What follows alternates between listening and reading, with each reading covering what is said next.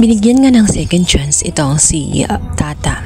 Sinabi nga nitong si Francis na isa-serve niya ang pagkain at sa oras nga na hindi magustuhan ng mga bisita ang kanyang inihaing pagkain ay magbabalot na siya ng kanyang mga gamit dahil ayaw na ni Francis na makita siya sapagkat lalo lamang nasisira ang pangalan ni Venice sa kanyang ginagawa.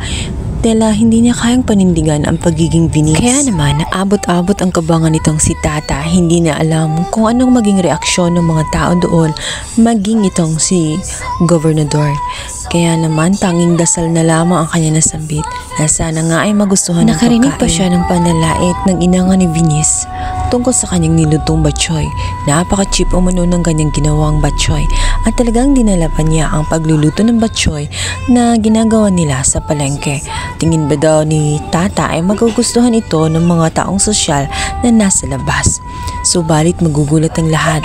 Matapos kasing iserve ang pagkain ay nagustuhan ng mga tao, maging ang gobernador ay napahanga. Napatanong siya kung sino ang nagluto at nang sinabi na nga ni Francis na si Venice ang nagluto ay nagulat ang gobernador. Hindi niya akalain na masarap palang magluto itong si Venice. Dahil doon nakahinga ng maluwag itong si Venice. Ligtas na siya sa araw na iyon.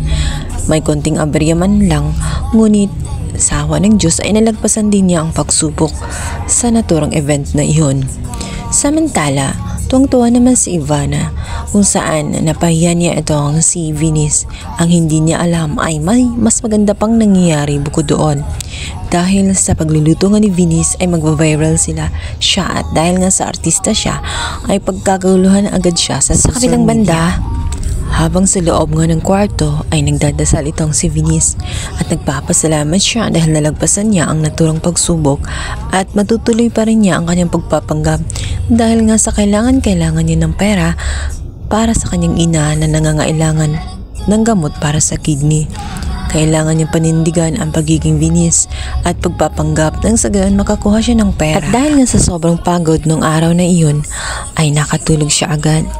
Hanggang sa pagpasok nga nitong si Francis pagkatapos niyang maligo, nagre-ring ang telepono nitong si Venice or si Tata. Dahil pagod na siya, hindi na niya ito namalayan. Kaya napilitan si Francis na kunin ang naturang telepono na nasa likuran niya at naipit habang siya ay natutulog. Kaya naman galat na galat itong si Tata. Akala niya ay may gagawing masama itong si Francis. Sinabi niya na wala naman sa usapan nila ang ganoong bagay. Kaya naman ang anak ng gobernador ay napasabi na lamang na nabubuang na itong si Tata dahil wala naman siyang planong masama kundi kinukuha lamang niya ang telepono dahil kanina pa nga nagre-ring at tinatawag nga siya ni Francis subalit siya ay tulog na tulog at hindi napapansin.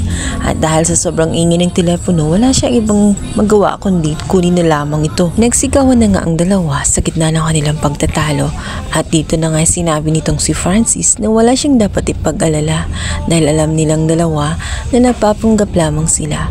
Alam din ni Francis ang totoo. Hindi nila namalayan na pumasok na pala ang gobernador at narinig nito ang bukong bibig nga nitong si Francis kung saan nagpapanggap lamang sila.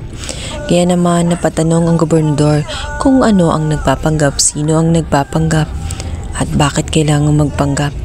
Nagpalusot naman agad itong si Francis. Nagsimula na ngang magtaka at magduda ang gobernador sa kinikilos ng dalawa at napansin agad ng gobernador bakit sa upuan lamang natulog itong si Tata. Kaya naman walang option ng dalawa kundi sa gabi na yun ay magkatabi silang matulog dahil kung hindi baka malaman na nga ng lahat ang katotohanan na hindi siya si Venice at siya ay si Tata at nagpapanggap lamang sila. At kahit ayaw nga nito si Tata ay wala siyang magawa kundi hindi na lamang ang sinasabi nga nitong si Francis. Baka nga ay bumalik ang gobernador at mahuli pa na hindi sila magkatabi.